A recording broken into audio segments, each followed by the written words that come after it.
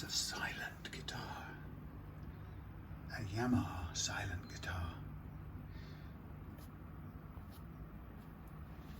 And this thing, hollow frame, nice acoustic neck, a central body piece with a electronics section here.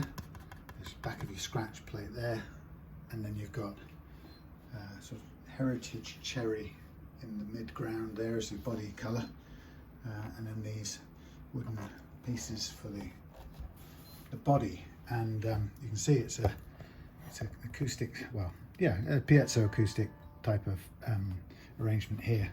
And what's neat about this is that the strap buttons undo, and when they undo, out comes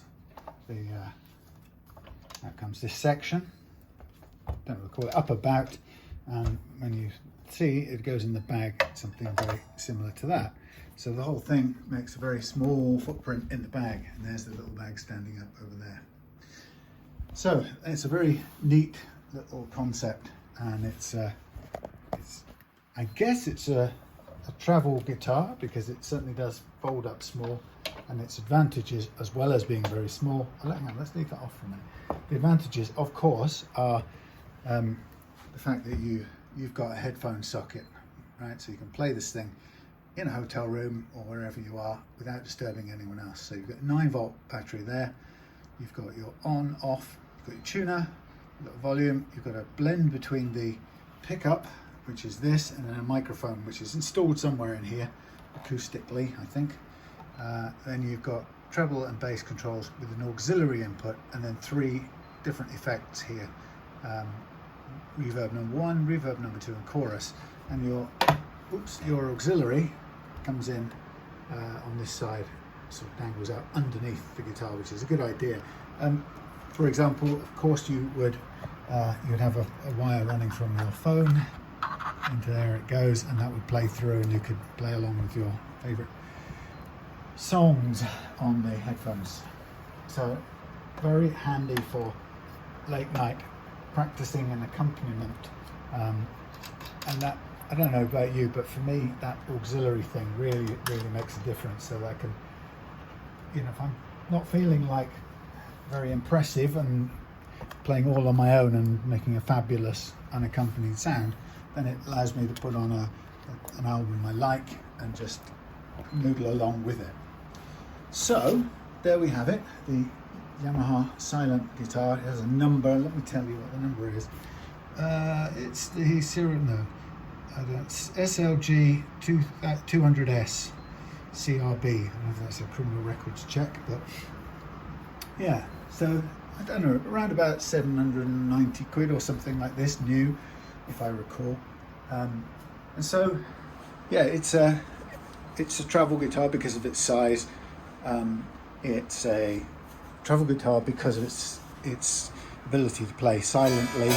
That's the most noise you're going to make in a hotel room if you want to, but you can have a nice sound on your headphones, and of course that wonderful auxiliary in that lets you play along with things. So that's a pretty neat guitar.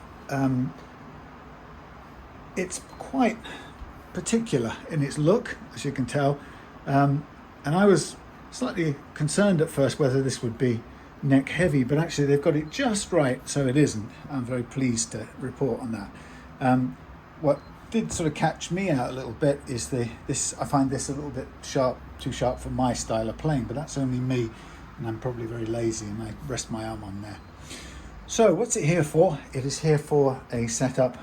It's a little bit high, and the action up here is good, but it's sticky. The nut is plastic and it's sticking, and the tuning isn't stable. So we're going to put new strings on. We're going to fit a tusk nut. We're going to lower this action a little bit. The break angle here is very good. That's about 25 to 30 degrees on the high E, which is usually the constraint. There's not an awful lot of downward room without it touching the wood underneath, but that, even if it does, that's contrary to what some people would like to tell you, that isn't a problem as long as it's got a solid launch point on the top of the what's it. Now with this, I don't know the construction of this, but frankly, Scarlett, I don't think this neck will be a shimmable affair. It may be some way inside of that structure, but I don't see it. So I think any small action improvements. Now the reason I'm doing the action improvement or action change or modification on this isn't because I just think it's the thing to do, which some people who watch my videos seem to imagine that's just my start point. It's because my customer wants it. I'll say for the millionth time.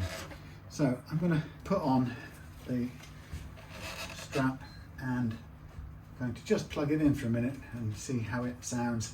Now straight away out of the bag, in inverted commas, or however it's set up, I do find this a little bit high side on the action. It's not bad and the strings are a bit dead, so that probably doesn't help, but I wasn't massively kind of thrilled by it to begin with. So if I look at the seating and whatever, it can move, but it's not massively top heavy. It stays. Problem with it, no, it's what I don't like. In putting the strap on, I have already moved this. I wonder if the strap should go. No, the strap's supposed to go on the outside. So it's already started to undo this. So it really should have, and I can't easily tighten it up now without this, yeah, it's not cooperating. The screw goes in quite a long way, so it isn't going to drop off straight away, but I wish there'd been a screw on the outside that, bloody hell, that I could have fitted it on with, but there we are, we haven't got it, and that's a lot. Yeah, but you'd want to keep an eye on that. So what was I complaining about? Oh yes, so that was rattling a bit there. That gave me the hint that the thing was coming undone. I still think there's some tightening up available, but as soon as I turn the strap to try and tighten up, it comes undone. That's okay. So here's the sound of it acoustically in your hotel room.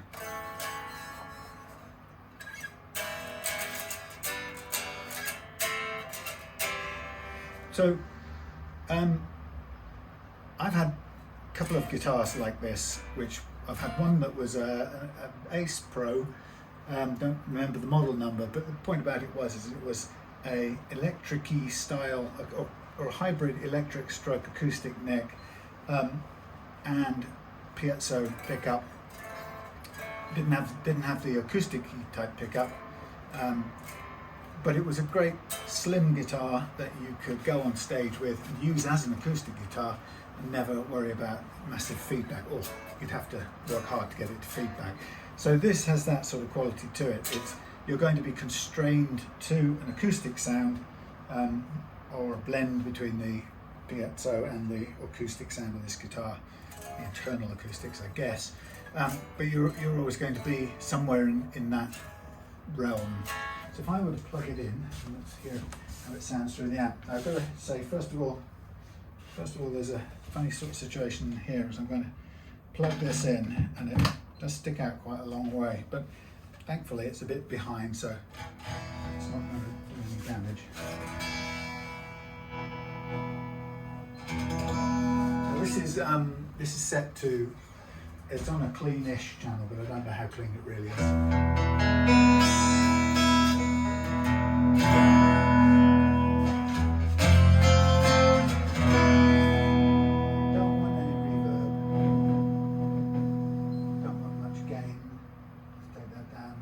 Up with the master. I'll land the volume here. Let's have that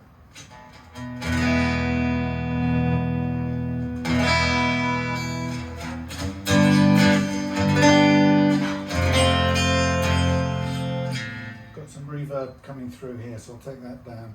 Okay, so we're on the pickup, internal pickup.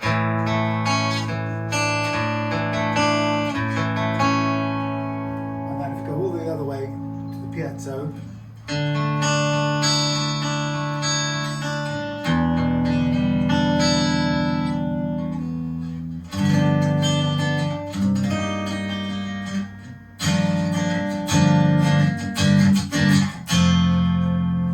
And then somewhere in between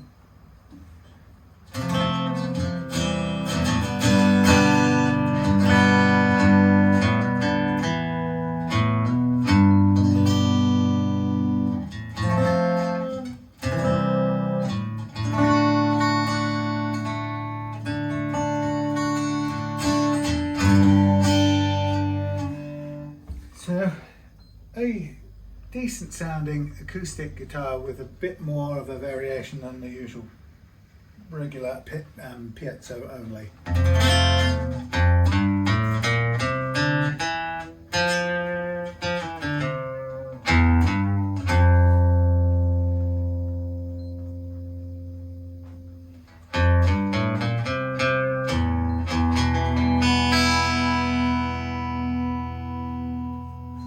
Reverb. Big reverb.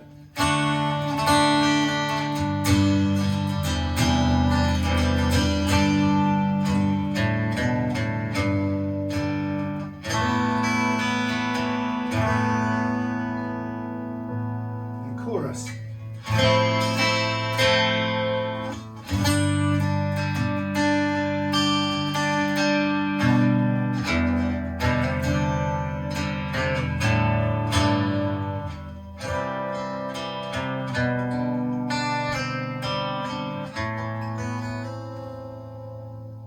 Lots of chorus.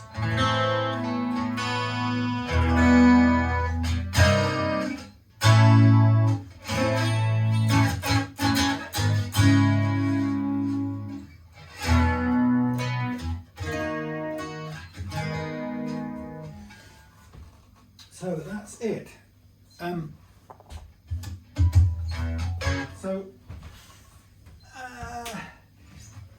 What did I mean, it's not really meant to be a review anyway, so what would I want from more? What more, let's get it right, what more would I want from this guitar? Well, I would want these strap button affairs to stay tighter fitted, and for that purpose I would have liked an outside screw that allowed me to lock it a bit more once the strap was on. But the only downside for me in playing that is that the action's a little bit high, and now it's not technically that high. I measured at the last fret, and I've got 3.25 on the low E and 2.5 on the high E. But because it's an acoustic stroke electric-y stroke type of thing, oh no, hang on, wait a minute, I can't charge that, can I? Oh, I'm so silly. I'm going to have to switch over in a minute. Sorry, battery's going to conk before I get too far. Anyway, so what I'm going to do, my plot is to take the last fret action, calculate sort of target action there, which would be a 2 and a 1.5. You wouldn't normally go quite that low, or I've go that low on acoustics, but maybe you might go 2.5 to 1.75 on an acoustic. But this is a silent guitar, and it's for late night loodling. So I think 2 and 1.5 is perfectly doable. I've got that on my Taylor, for example, although Taylor says that's way below our standard spec, and I still enjoy it, so that's what I do. So if we're talking about the last fret action here, and we're going 2.5, I have a formula which is, people go, why don't you just calculate it at the 12th fret? And it's because I don't. So I go, what do? I have a formula, I'll figure it out in a second, I've forgotten what I do. I tend to go last fret, which is, well, in this case it's almost halfway to the, so I go 1.5 times 1.5 equals 2.75, wouldn't you say? No, that's not right. Let's get me a calculator, so I just don't get this wrong. I know it should be an easy calculation, but with the camera on and my brain not particularly in gear, I'll do it on here. 2.5 times 1.5, 3.75. That's not what I want. I want 1.5. 1.5 times 1.5. 2.25. See? So 2.25. Well, actually, that's not, no, what am I talking about? Sorry, forgive me. That's a drop of 1, that's a drop of 1.25. So it should be, that equals 1.5, and that equals 1.25 times 1.5. Sorry, mates, I'm getting it all messed up. 1.25, 0.25 times 1.5. 1.87. 1.87. Okay, so that's what I could take from the saddle to reduce it down to my low target action, and I might consider doing that in 2 stages anyway. All right, so we're going to lower that just a little bit. We're going to lower it as far as we can until it or it doesn't, hopefully it doesn't touch the wood, just for aesthetics. And this we're going to replace with the tusk nut here, and then we're going to put new strings on. Now this we shall see whether or not this needs fret leveling once we've changed the action, and if it does, then we'll do fret leveling. But as it stands, my experience is that because it's not going quite as low as an electric, we might likely get away with it without it needing to be leveled. But I know that Kerry would want it leveled if it does require it to play at that height. So the first thing, I'm going to just double check my spacings, which is why I buy these nuts. It's when I'm buying it. The first consideration is the spacing, along with the overall width, and then the height and so on. Okay, so let's get going. At some point I'm going to switch, I'm going to keep an eye on this thingy, that thing that we call a camera, and I'm going to make sure I switch it over before I run totally out of memory. No, not memory, power, because we'll have to have a fixed camera point for a while we benefit from the mains charging.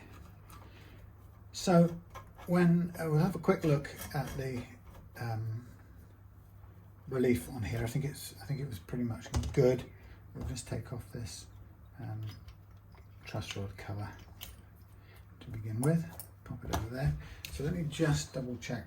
So we've got high action and we've got very low, about 1.1 millimeters. That's okay. We can leave that there to begin with. So I think we need to make the grossest of adjustments first, and I would suggest that we start with the far end down here, the saddle part.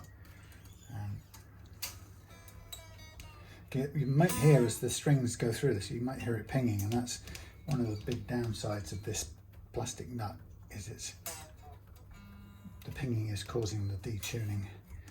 Obviously it has to be quite slack to get the saddle out. Now when you're doing a reduction on the saddle, or any part, the saddle or the nut or the relief, but remember that those 3 components are very closely interlinked, so that low action there, when I take out the saddle at this end and replace it, or sort of make an adjustment to it, there's a strong chance that when we put it back in, with that adjustment done, then the first fret action will be even lower, which is quite normal to be expected because you've lowered one end of the equation. So this needs to be pretty well slacked off, so it's not the easiest thing to do. There's always strings wanting to hold the saddle in place. The question is which end is best to bring it out from this end. Okay, and I can see the piezo strip, or the transducery strip in there. There we go. So what I'm going to do is I'm going to have a look at, I'll do a drawing to make a measurement, or to record the dimensions of this saddle. So I'm going to get rid of my all-important tailor measurements that I took on Craig's tailor a little bit earlier, and I'm going to measure these here whilst keeping an eye on the power.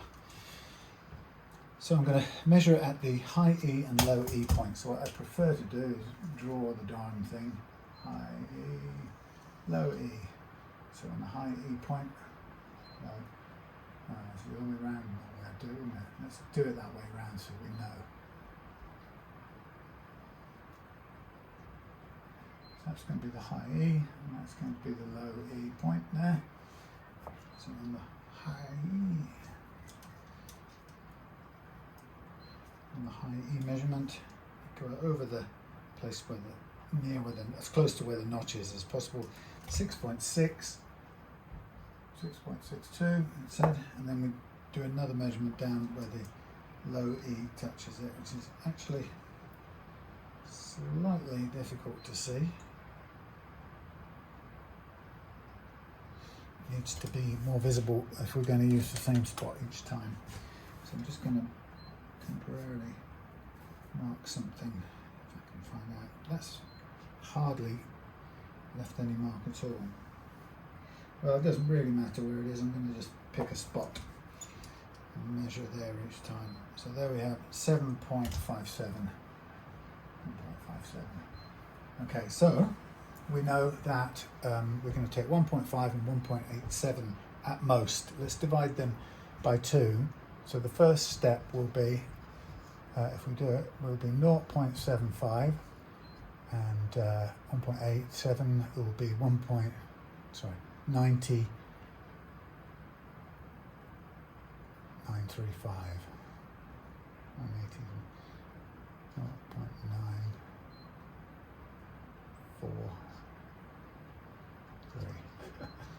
0.943 times 2 equals 18,793.5. Okay, 0.93. So that's the first stage, and then the second one,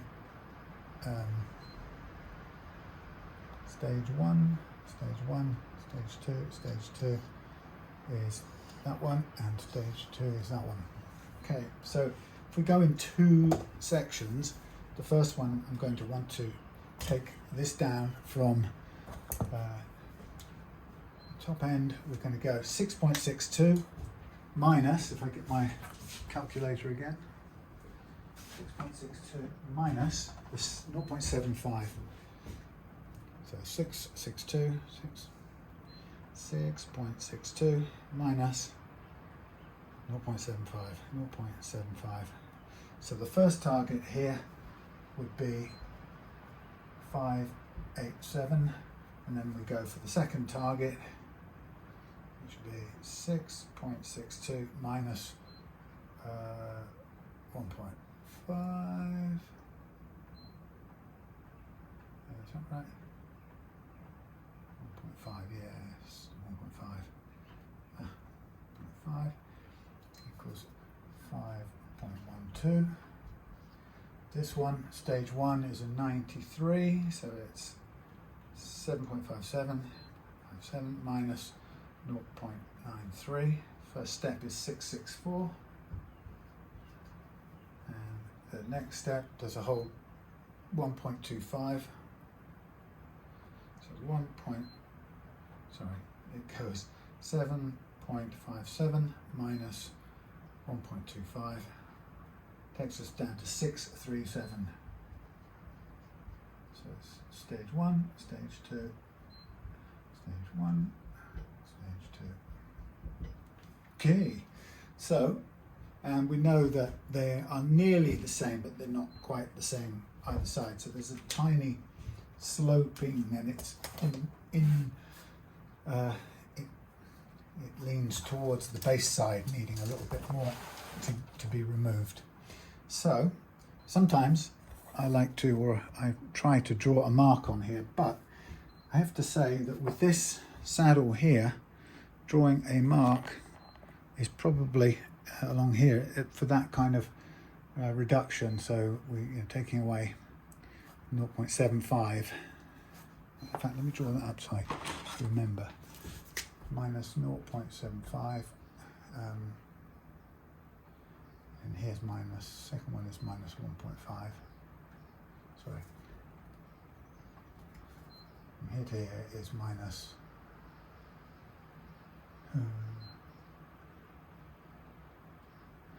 0.75 in the first step, And then the next step is remainder. That won't help me at all, will it? No, we'll just go down. Right, so what I'm going to do is I'm going to go down to 664 and 587 on this saddle here, and I'm going to use this thing to begin with, and I've got a fine tuning thing over here. So first step is to remove approximately 0.75 and a little bit more on the bass side. So what I'm going to do is I'm going to put it down on here, and I'm going to push and remove with overemphasis on the bass side. And now a lot of that is by feel or by instinct or whatever. So I'm just starting the grind, and then I'm going to measure at either end. So we've got just about got the mark left. Let's put that back on. So on the treble side, if we go to preset, we now have 667. No, it can't be 667, that was where we started. 663. So we hardly taken any off there at all. Let's do a bit more removals.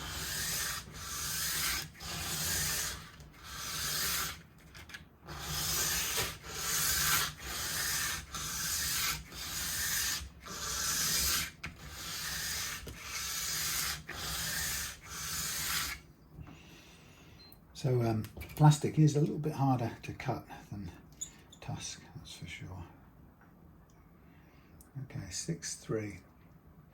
I want to go to 5.87 in the first move and 6.64 on this side, which I need to still keep it marked up. 6.64 on this side. I'm currently at 6.8. That's good. So a bit more. While you're doing this, of course, you've got to ensure that the bottom of the saddle is perpendicular to the side wall of the saddle. So I've got to keep it squared, which is quite challenging. So we want to stop at 5.87 on the treble side. 6.08, still a bit more to go. And on the bass side, we're looking for 6.64, we're nearly there. So a bit more off the treble side now. I'm just going to push down a little harder on the treble side.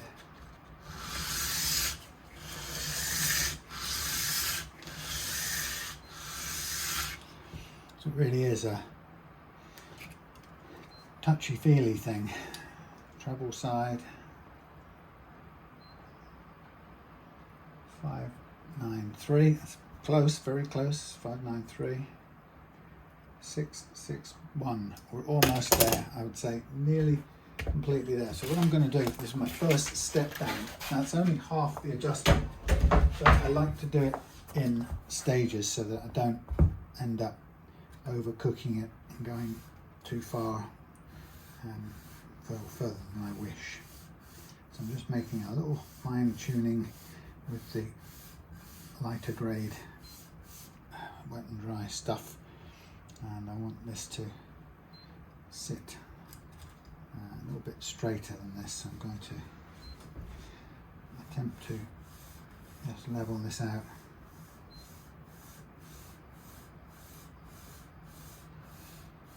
I found that if you want to keep the close control of the angle that the thing is cutting at, you have to keep your hands still and move your body to move the whole piece. Okay, that's good. Right, so now we're on the treble side, we're at 5.83, that's pretty good. And on this side we're at 6.61, which is pretty good too. So we're almost bang on our halfway mark at this point in time. So we can drop this in and tighten up again. And I kind of like to take this amount of time because we can have a feel for it. It may be that straight away this feels right and we don't have to go all the way down to the lowest target set, but on the other hand it may not. And then we'll want to carry on. If at this point, because we made a gross change to the saddle height, it may turn out that the first fret action has disappeared here if it was pretty close before, which it was. And in that case, we'd be wise to change the nut over at this point as well. Let's get this on.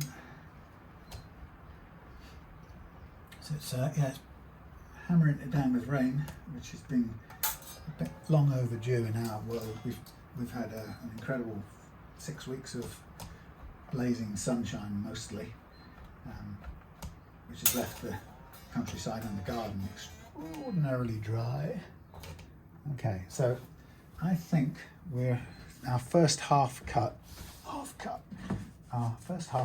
leaves us just on the mark where we're almost going to be touching the wood here, but not quite.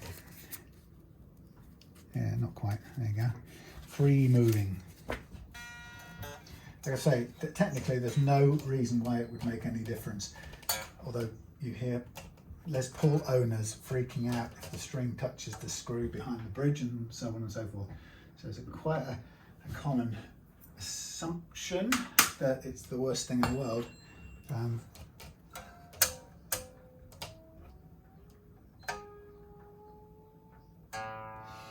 It's quite a common assumption, but there's no real argument backing up why it would have any negative effect at all. Once, you could argue, just as easily argue, that if touching there is terrible for the sound, then touching there is terrible, and touching as it goes through the bridge is terrible too. Where do you stop?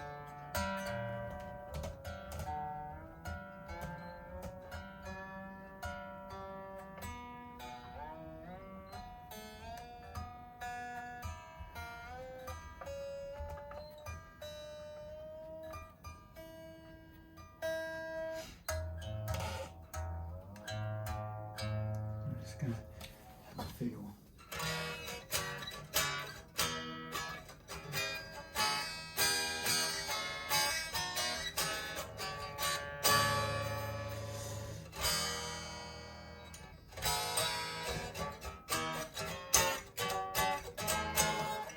Right, that sound feels quite nice. It's improved it, but I think we can go further, and I will take responsibility for it touching the wood on here, and I don't think it'll be any problem at all. And if there is any issue, which there won't be, we can always raise it up again anyway. So I'm going to go to the target action as required.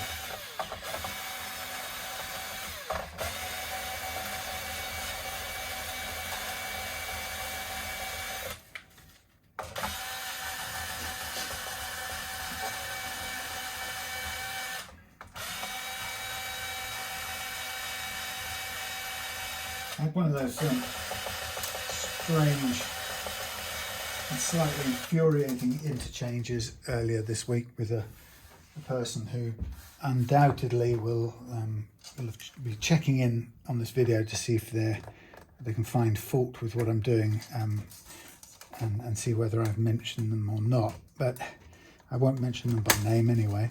But this person arrived. Great. Person arrived and decided that the way I had leveled frets on Chris's ES335 Gibson was inherently wrong, and the chap was, he began his statement with, "Don't get me wrong, you must be brilliant, or you are brilliant at what you do, but," and then proceeded to tell me that way of fret leveling will cause more problems for the future. And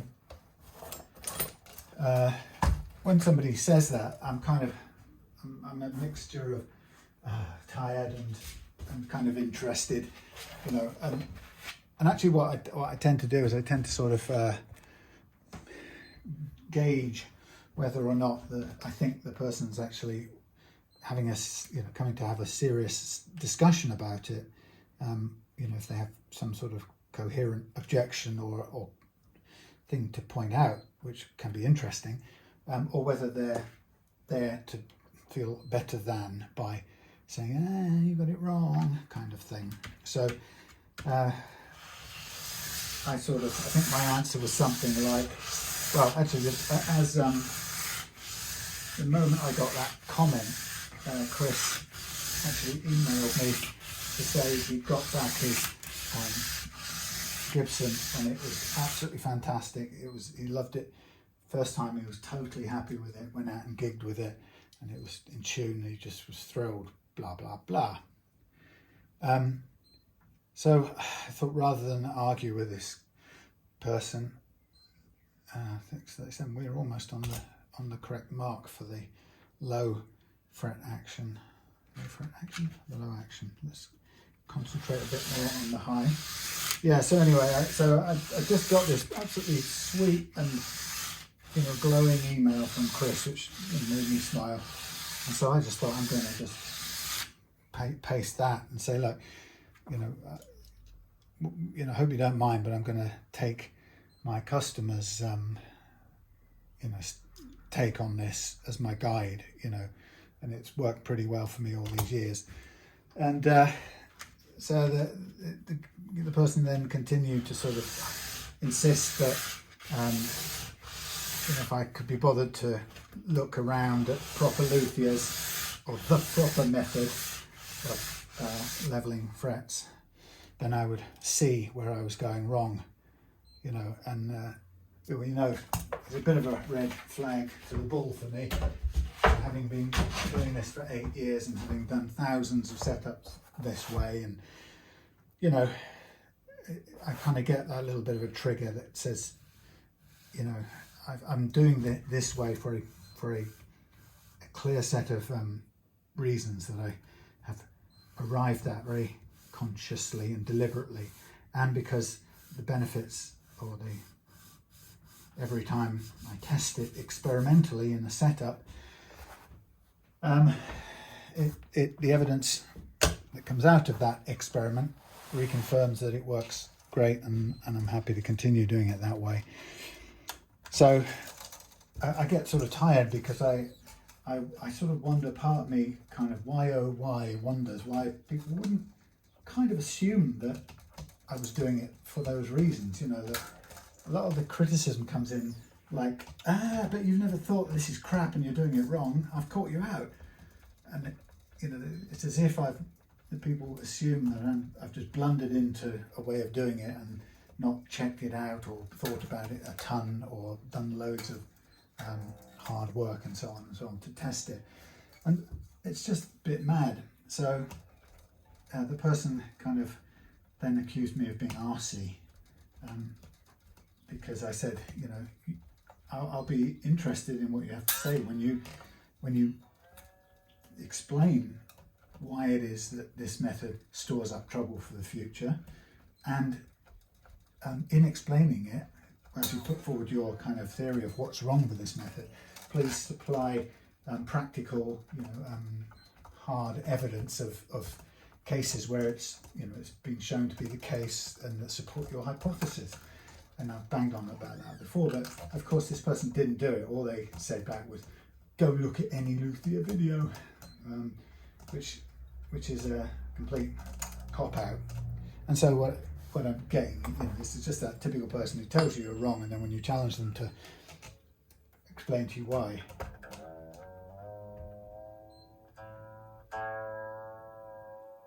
it's almost as if they're saying, well, because the book said.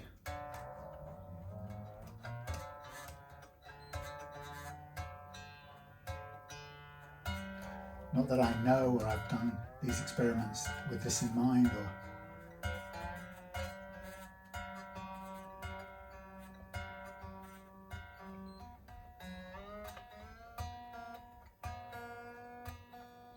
then the person said something like, well, you've been very arsey and I hope you don't treat all your customers this way. Which, truth is, I do. Yes, I do.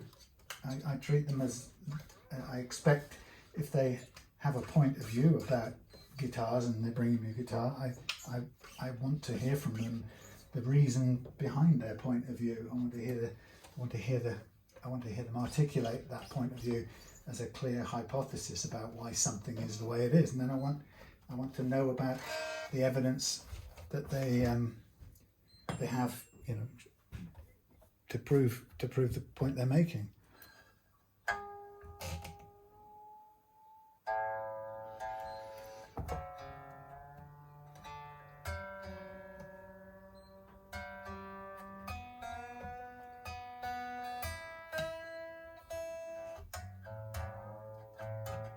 The funny thing about it is, for somebody to judge that as being arsey, I find it's quite funny, because actually it's out of respect for people I ask that. I would expect you not to be wandering around just claiming things because that's what you read or that's what you believe in, you know, came up in a group, a forum that you're in, and you just stick to it because that's what you believe.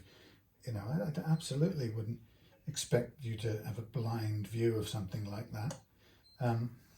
So it's, you know, I do absolutely I would treat anyone I respected the same way, which is to say, come on, you must have a reason for thinking what you're thinking. You know, share it with me. We can talk about it because it's interesting stuff, and I like doing it. Clearly, you like doing it. You've got a view. You know, where does your view come from? But it's a very telling sign that when you ask somebody that, they are frightened off because they actually don't have a coherent angle on what they're saying. It's become a belief system that they're sticking to, and that's that. Right, we're almost spot on. I'm just checking this. We have room for, what are we on? I wanted to go to 2, didn't I? Are we on 2 there? Let's find the light. Find the light. It's just fractionally over 2. I'd say it's about 2.1. But you know what?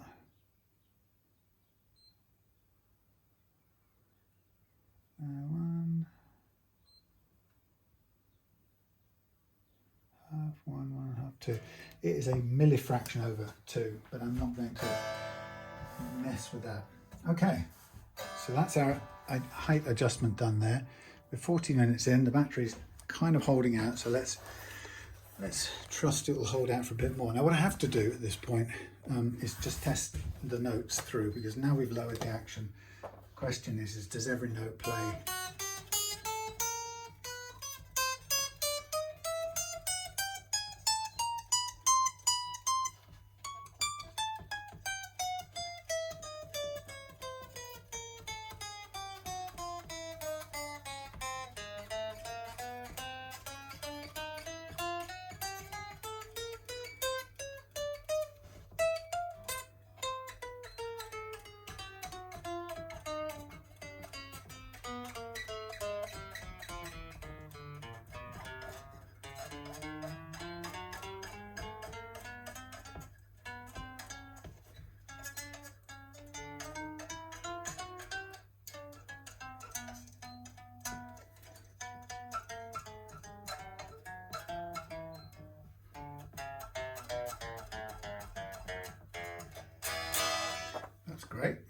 That's great. No fret leveling needed. Now comes the part to remove the nut and start fitting the new one and getting it down to shape and size, which is a finicky process, and that involves measuring and careful remeasuring and so on.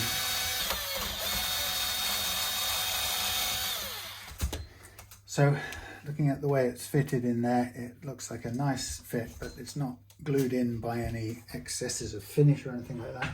So it should, fingers crossed, just tap out cooperatively, like so. Oops.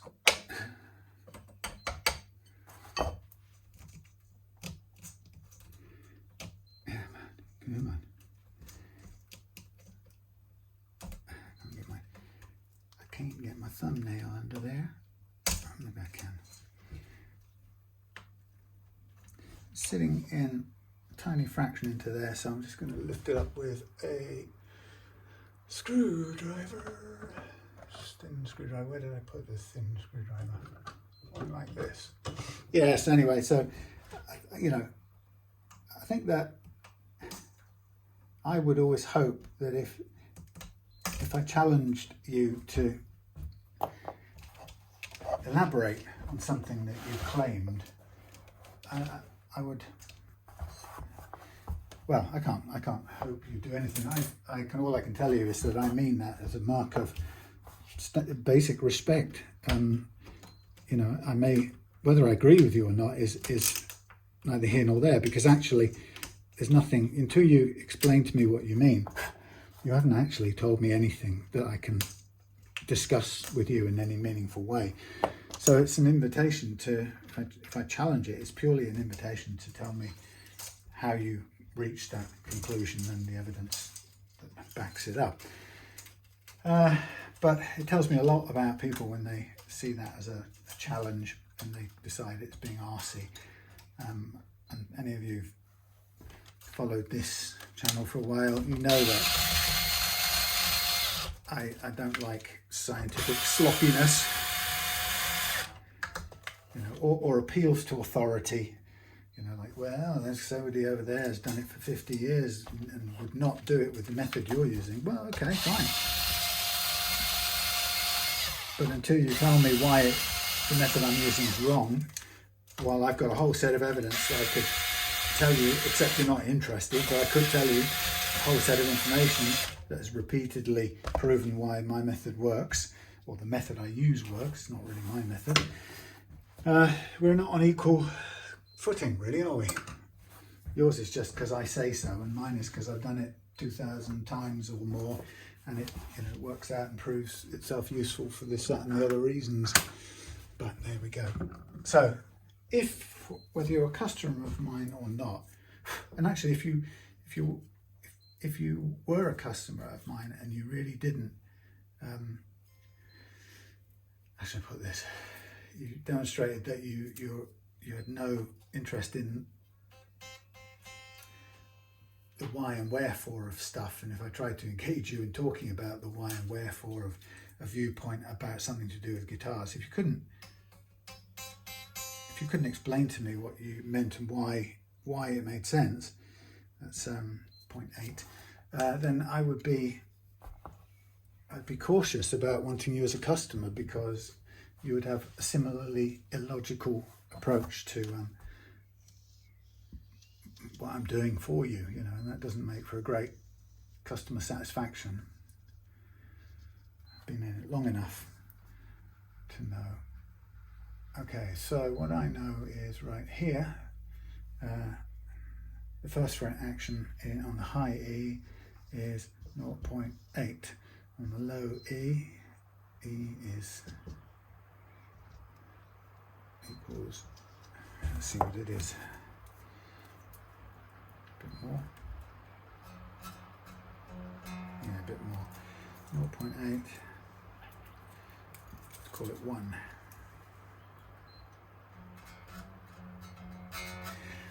That's a clear 1 equals 1. So the first one is minus 0.5, it's 5 over what's needed, and this one is 0.7 over on the low E. So whatever these measurements are now, let's take the nut out.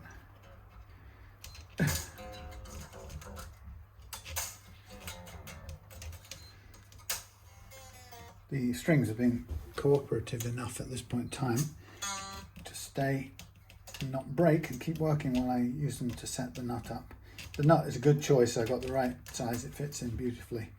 So what I'm going to do now is I'm going to, with my drawing on the board, I'm going to now measure the high E height by dropping the thing into the high E slot. 862, 862, and on the bass side, starting from 0, goes to 8.3.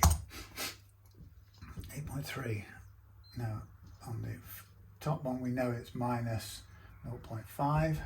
862 minus 0.5 equals 8 0.12, and on the downside it's minus 0.7 equals 7.6. 7.6 plus 0.7 is 8.3. There we go. So that's the amount we've got to go down. We know it's it's 0.5 and 0.7, so a little bit heavier on the bass side. That's all we need to know. So there we are. There's the calculations for the next bit of sounding work.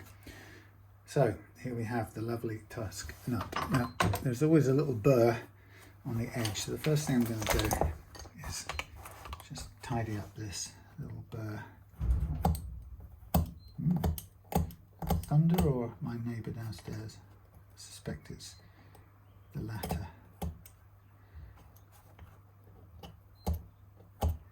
Yeah, so anyway, that's my start point. So if I'm frustrated when I talk to people like that, and I apologise for being frustrated, because if you don't understand what I'm getting at, then it doesn't do any good to be frustrated with you. But if I'm frustrated, it's because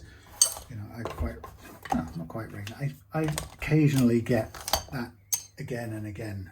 It's quite a common perspective start point, and it just doesn't make for good conversation, really.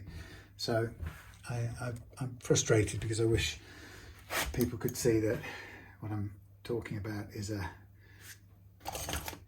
is to create a space for a useful conversation, a rational conversation. It has to be, you have to explain your theory or your understanding better. If you don't, we don't have anything really to talk about, and that's the pity, because we don't get to discuss it. So I'm looking to take 0.5 off and the treble side, and 0.7 off the bass side. So I'm going to just start wearing down. And again, with the saddle, the nut, as with the saddle, it's always about making sure, as possible, as much as you can, make sure you're cutting straight. And now I'm wandering off a bit here, so I need to correct that straight away so I can feel where it is. Lean it back a little bit and let it kind of cut itself square in the new alignment. There we go. And then check the measurements. So we want 7.6 here, 7.79, we want 8.12 over here, 8.4. So the reason why there is it seems higher on the treble side is because the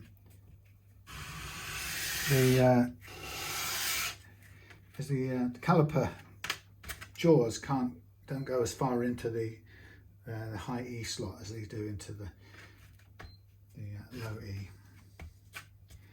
Okay, now what I'm really now looking to do is shift down to the lighter gauge grade of sandpaper, and I just want to make sure I'm getting a squarer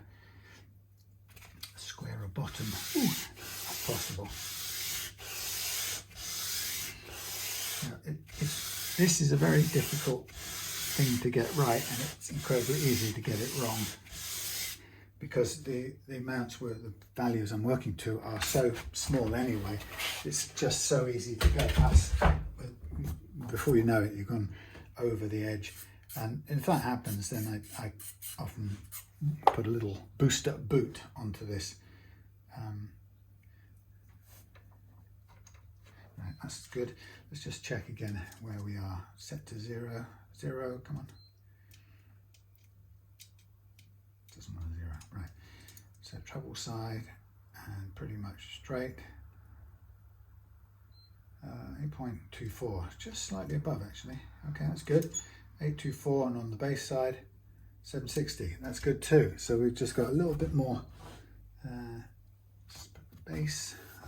So we've got about 1/10 of a mil that we can afford to go. Now I'm really just looking carefully at the lean of the thing and make sure that it gets as perpendicular a base on this as possible.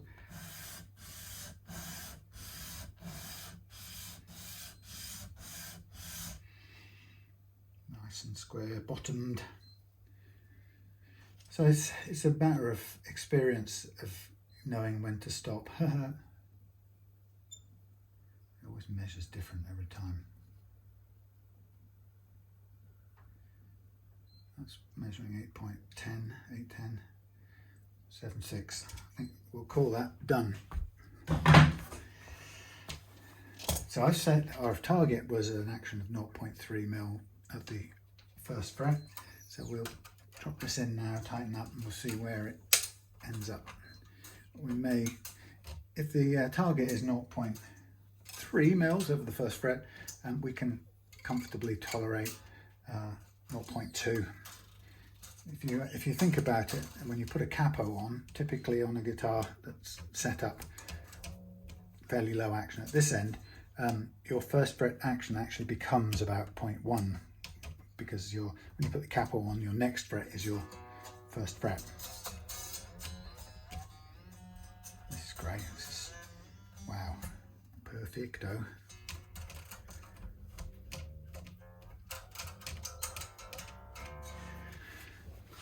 Bit of a bedding down thing here. Did a cool thing today. I got a knock on the door. I was having some in between the clouds hammock time. I've been out to the tip and I've done some shopping, and I was in the hammock and the door went.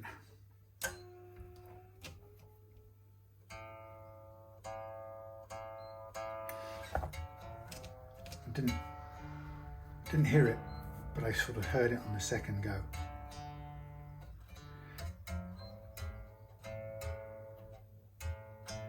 Anyway, finally got up to answer it.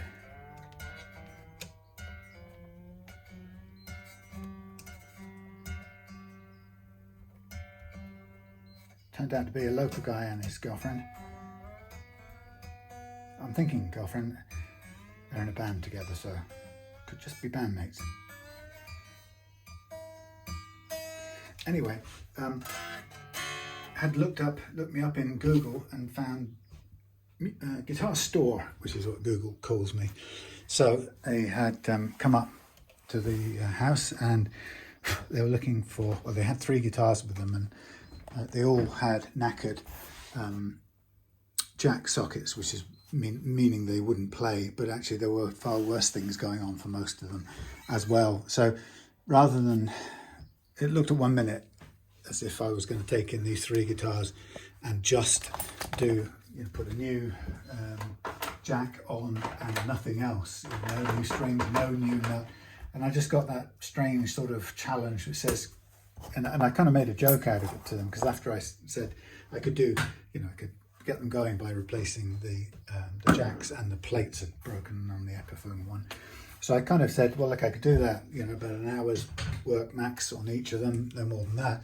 But I said that would be awful for me, because I'd have to give you back the guitar in similar condition. And I couldn't really make the frets any better, and I couldn't make the tuning any better.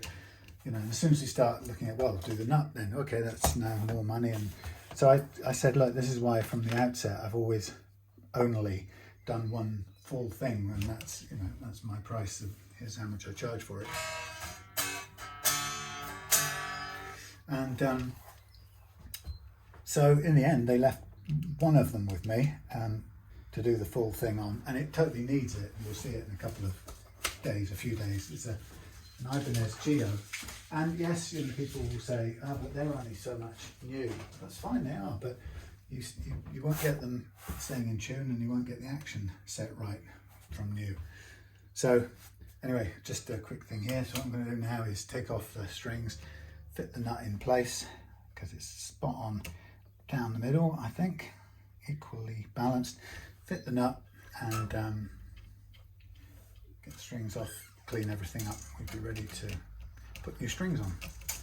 Yeah, so yeah, it was quite challenging for me, because when customers come from YouTube, or occasionally via Facebook, being kind of customers who see what I do over a period of time, then they know what I do, and they know it's not cheap, and oops, they kind of know that I don't, I'm not really somebody who would charge an hourly rate, ideally. So when someone comes via the Google thing, they're looking for, you know, they're not really sure what they want, and they're not sure at all what I do. So they kind of bring their things and realize I have to tell them what I do first and foremost. Otherwise, you know, they will kind of set the expectation with what they know about what could or should be done. And, you know, in a way, part of what you want somebody who knows what they're doing for is so that they save you from having to try and figure out something that you don't know much about, you know. And in this case, these guys, you know, have made no argument. They don't know much about what was wrong.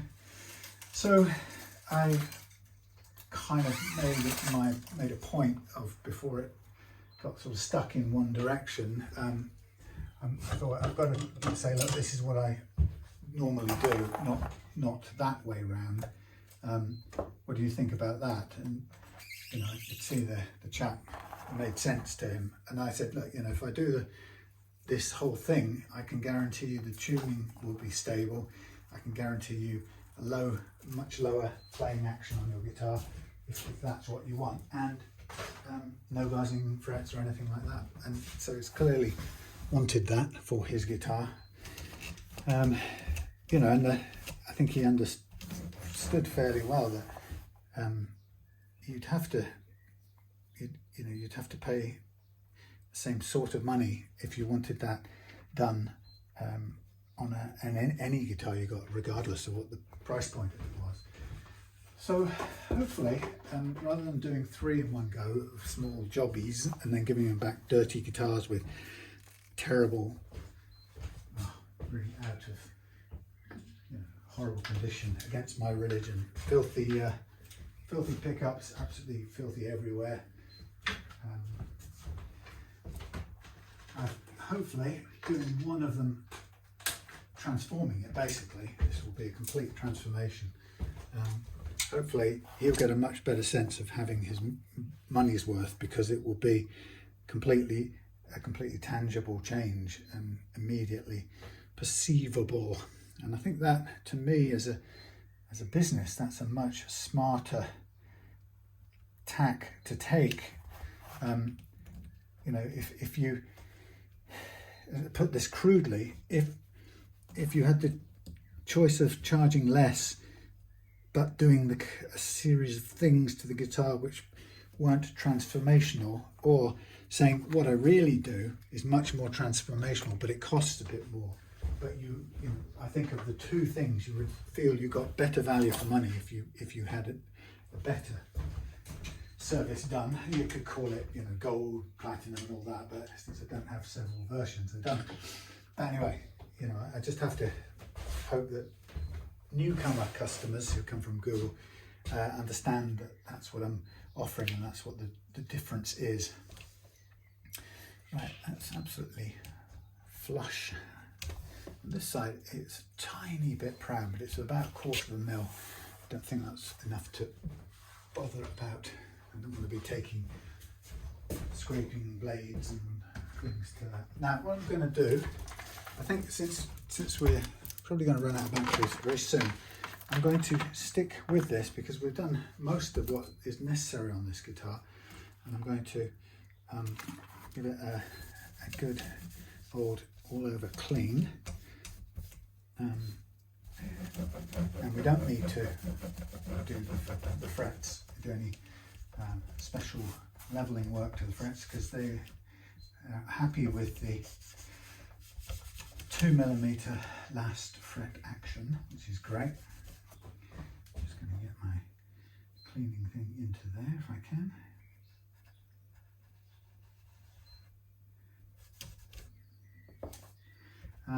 Yes, this will probably drop out in a minute. Yeah, so I think we'll just put the strings on after this, and we'll call it a slightly shorter than it could have been setup, but I'm happy with that.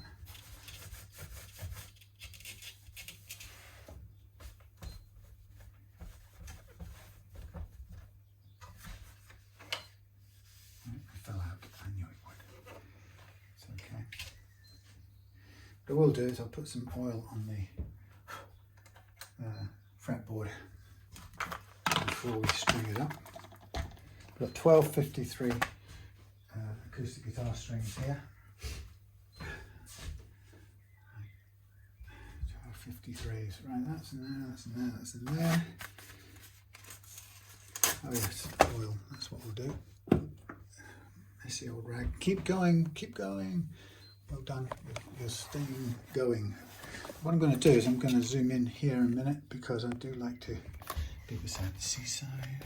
I don't wish to show how I do my tuning, my tuning pegs, yeah, my stringing up. So, as Gary will know this from previous setup, it'll be old hat, but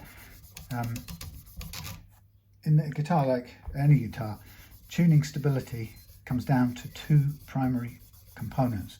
The first one is the quality of the nut, and that's why it was obvious to me straight away that this guitar needed the nut replacing, because A, it was plastic, which doesn't bode well for smooth, friction-free travel of the strings, but it was also binding and pinging, so that tells me straight away that this will be an unstable guitar as far as tuning is concerned. So the first half of your stable tuning equation is get the nut right, and hence I always use tusk, and I make sure that not only is it tusk, but the first fret action is perfect, so that we have the best possible, lowest possible feasible first fret action, which means you won't get any notes going sharp when fretted down by the nut. That's really important. So taking care of the nut, getting the right material, getting the where are all these things? Right material, and making sure that the first fret action is right and the slots are free running. And then the second part of the deal is stretching out all the unreleased slack in your strings, and that's what we'll do in a minute. And that's a major part of this whole deal.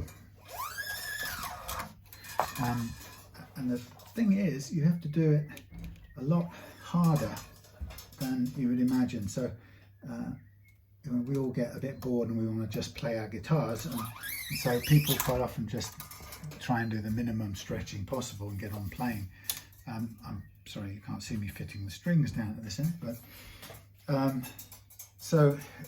but the problem is, if you do that, I know that the strings will hold a lot of unreleased slack in them, and they'll hold it for as long as they want to. And if you don't manually stretch it out, the way I kind of do in a minute, it can, that slack can remain in there for a couple of years at a time if you don't change your strings. I've seen people with 2-year-old strings where it was still going out of tune because of the slack. So when you fit new strings, you have to manually stretch them out until you can't detune them any further, and that means all the slack that you need to get rid of is got rid of. And then, in combination with the right material, the tusk nut and its correct first fret action and so forth, you will have a guitar that miraculously stays in tune. Now I'm going to start on the inner inner strings, the G and the D. I'm doing the D first. So what I do is pull it all the way through, grab it at the first fret, pull it back one whole fret, and I'm going to use my windy up thing, and I'm going to hold the I'm going to keep the held end in my hand, and the first time as it goes around I'm going to make sure the held end goes over the loose bit, keeping the held end under tension. Okay, and then as it comes round, I pull up the loose bit, and this time, keeping it all under tension still, I direct the held end underneath the loose end. And drop that nicely into its slot, and then snip. Then I do the G. I always do it this way if I'm not in this case, but if I'm ever using an adjustable nut, then often they are placed in the slot, they aren't fixed in place. So if you're doing an adjustable nut, then doing the G and the D first holds the movable part of the nut in place. So again, as it comes round, send the loose bit under first time, and then pull it up and send the held bit under the second time. And that sort of creates you a sort of locking thing, pinches off the string. All's good. Now I'm going to do the two plain ones. A bit of string detritus there from cutting. Same thing again, 1 fret back.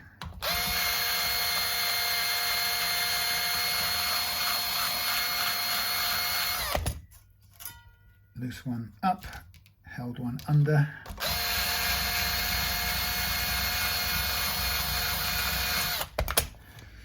Snip.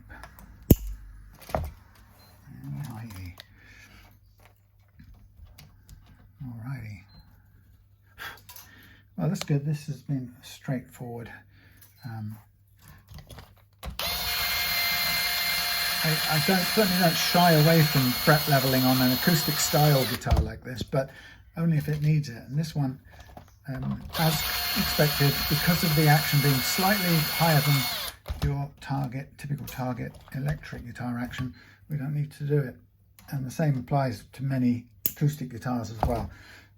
Providing we stick around the 2 mark as the absolute lowest, you know, and often they're going to go a little bit higher, but you are able to set 2 and about 1.5 on the high E, usually without having to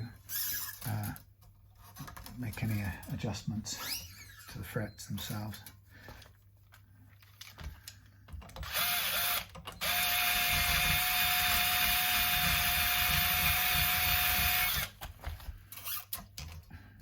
And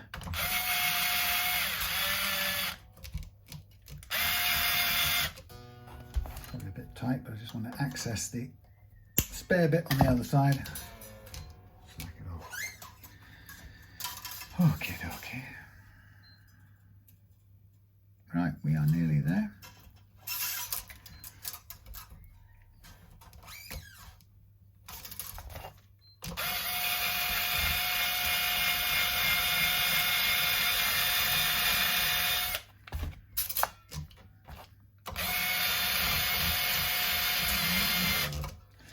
Since I last saw you, the world is, we've run out, what have we run out of? Battery, low battery, 20% remaining. Well, I think it's still recording. Yes, right, we'll come back to talking about things in a minute. I don't know how long it's going to keep running for, but let's make this go away first. Low power mode, close. All right, so I'm still recording. Well, let it conk out on me. I can only go as far as I can go. So now what we do is we place the strings in their place. So we just give them a sort of tug to bed them in, and then we stretch them manually between thumb and forefinger. But I was going to say that we've got that world situation at the moment where those poor people are, wherever they are, below the waves, having gone on a submersible trip to Titanic, and lost communication with the civilized world, which is a pretty grim thing to do. Of course, the prognosis does not look good at all.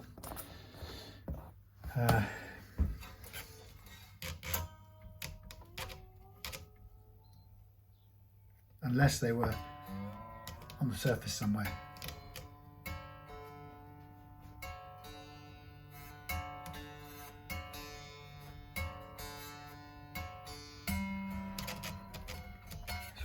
Creaky.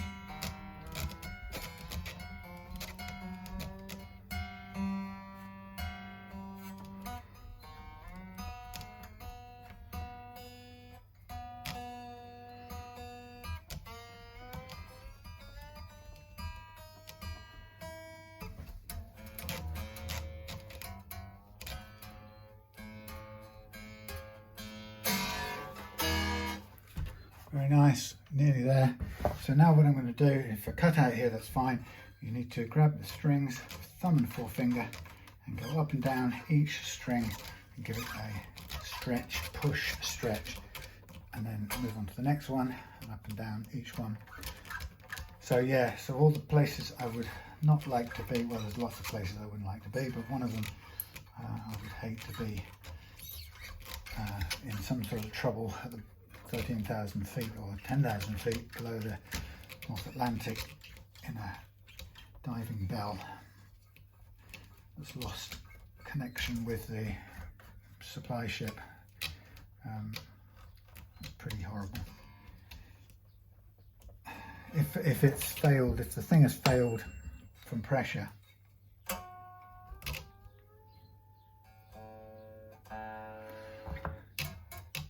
creaky.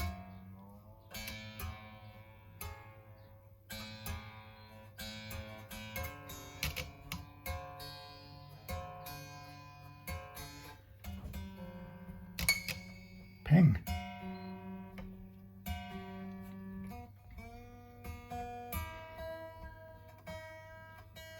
Well, I was hoping not to have to do that, but I may need to just very gently widen these slots, which I think will be just about the last thing I do.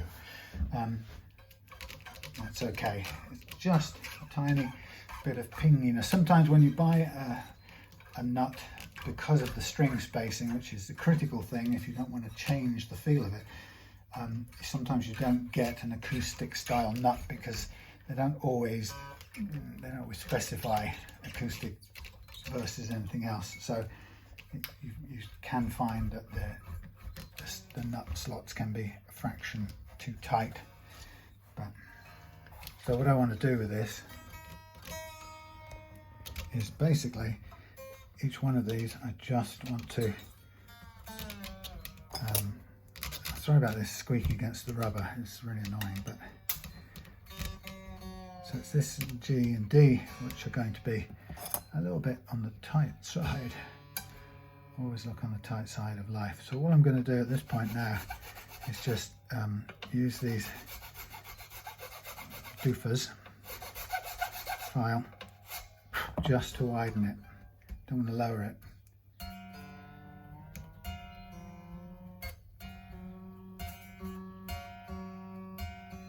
Good. Yes. So I'm kind of hoping for these people that if they've gone, I hope it was like a pressure failure, quick business, and it would be very quick if it was that.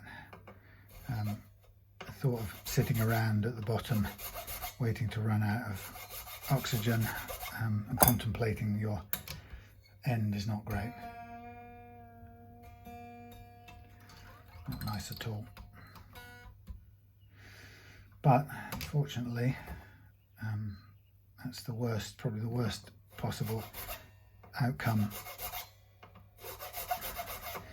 because they don't have any means bringing people up.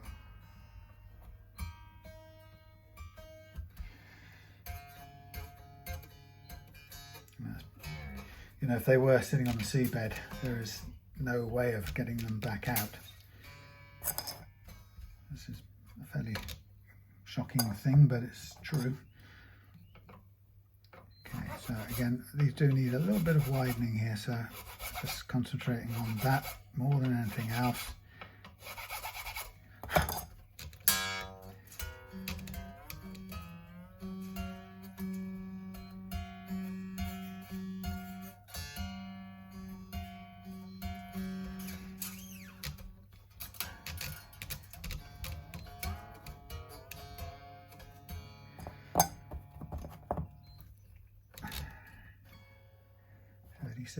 How are we doing? We're still running. Oh, we're nearly there. 36. And just widening the slot as much as I can without bringing down the front edge of it.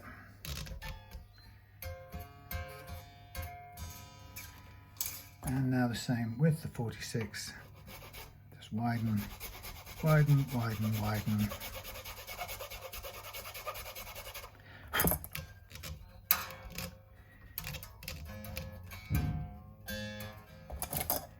So I'll give them a pull seat them back on, because every time you slack them off you do need to stretch them a bit again.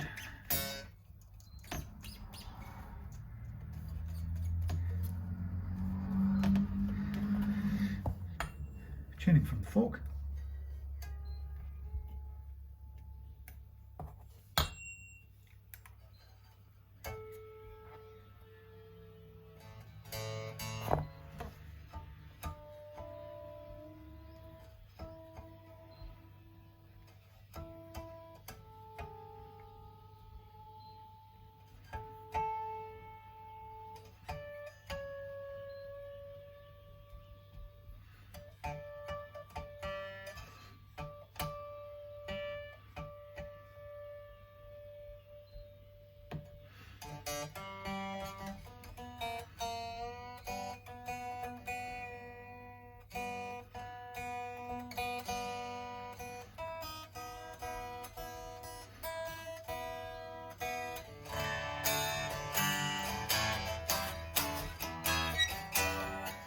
There we have it. Before it runs out completely, I'm going to call it quits on there. We just well, replace the truss rod cover, adjustment cover. If I can line it up with my clumsy fingers. Alrighty, so that's everything done. A new action chosen. A new nut fitted with the correct first fret action and the right material to allow it to stay in tune, and a tiny bit of widening of the the nut slots to make sure that there's no pinging. And we are done and ready to bag it up, Captain.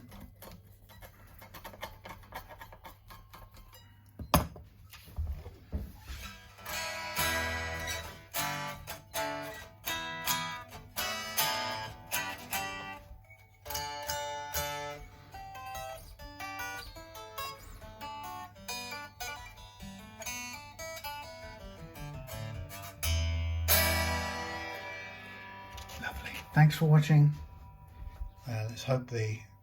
Let's hope to goodness that the people in the sub thing turn up floating about, a bit hungry, a bit seasick on the surface somewhere a couple of 100 miles off course. That would be great. But we'll see you next time. Oh, and the next one in the workshop is going to be, I think it's going to be the Oliver's Ibanez as brought over today. So thanks for watching. See you. And there is the silent guitar, lowered action, good to go, ready to play in many a hotel room or on holiday. Bye for now.